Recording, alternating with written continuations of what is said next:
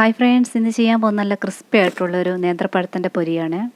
വെളിയിൽ നല്ല ക്രിസ്പി ആയിട്ടിരിക്കുക, അകത്ത് പഴമെല്ലാം വെന്ത് നല്ല മെൽറ്റായിട്ടിരിക്കുന്ന ഒരു ഈവനിങ് സ്നാക്സ്. ഇവിടെ ഞാനൊരു 6 പഴമാണ് എടുക്കാൻ പോകുന്നത്. 250 ml 2 കപ്പ് മൈദ. നിങ്ങളൊരു 3 പഴം എടുക്കുന്നെങ്കിൽ ഈ പൊടി ഐറ്റം എല്ലാം നേർപ്പാതി എടുക്കണേ. ഒരു 3.5 ടീസ്പൂൺ കോൺഫ്ലോർ ചേർക്കുന്നുണ്ട്.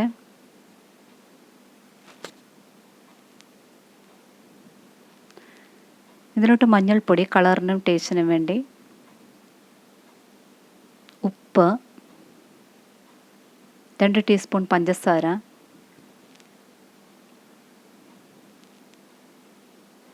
നല്ല ജീരകമാണ് ചേർക്കാൻ പോകുന്നത്.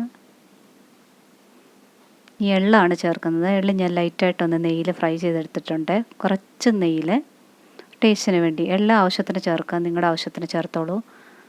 വെള്ളം ഒഴിച്ച് മിക്സ് ചെയ്യുമ്പോൾ മാത്രം നല്ലവണ്ണം ഒന്ന് ശ്രദ്ധിക്കണം. ഒരുപാട് തിക്കായിട്ട് മിക്സ് ചെയ്ത് കഴിഞ്ഞാൽ നമ്മൾ പഴം മുക്കി പൊരിച്ച് കഴിയുമ്പോൾ അകം വേകാതെയും പുറം നല്ല ക്രിസ്പി ആയിട്ടും കിട്ടും. എന്നാൽ ഒരുപാട് ലൂസായി കഴിഞ്ഞ് കഴിഞ്ഞാൽ പഴം എണ്ണയിൽ നിന്ന് മൊരിയുമ്പോൾ പൊട്ടി വെളി വരാൻ ചാൻസ് ഉണ്ട്.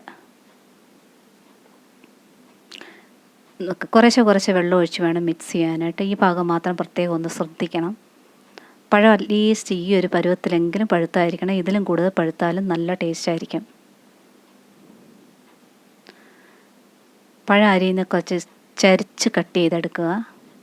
ഇങ്ങനെ കട്ട് ചെയ്യുമ്പോൾ എല്ലാ ഭാഗവും ഒരുപോലെ നല്ലതായിട്ട് വെന്ത് കിട്ടുകയും ചെയ്യും. അതുപോലെ തന്നെ ഒരുപാട് കട്ടിയായിട്ട് അരിയരുത്.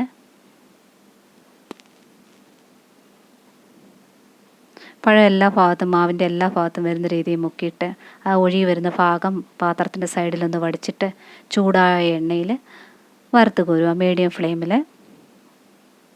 ഈ മാവ് അങ്ങനെ ഒട്ടിപ്പിടിക്കത്തില്ല. കണ്ട് നല്ല ക്രിസ്പി ആയിട്ടുണ്ടാകും, നല്ല വെന്ത് മെൽറ്റായിട്ടിരിക്കും. എല്ലാവരും ലൈക്ക് ചെയ്യുക, ഷെയർ ചെയ്യുക, കൂടെ സബ്സ്ക്രൈബും ചെയ്യണേ.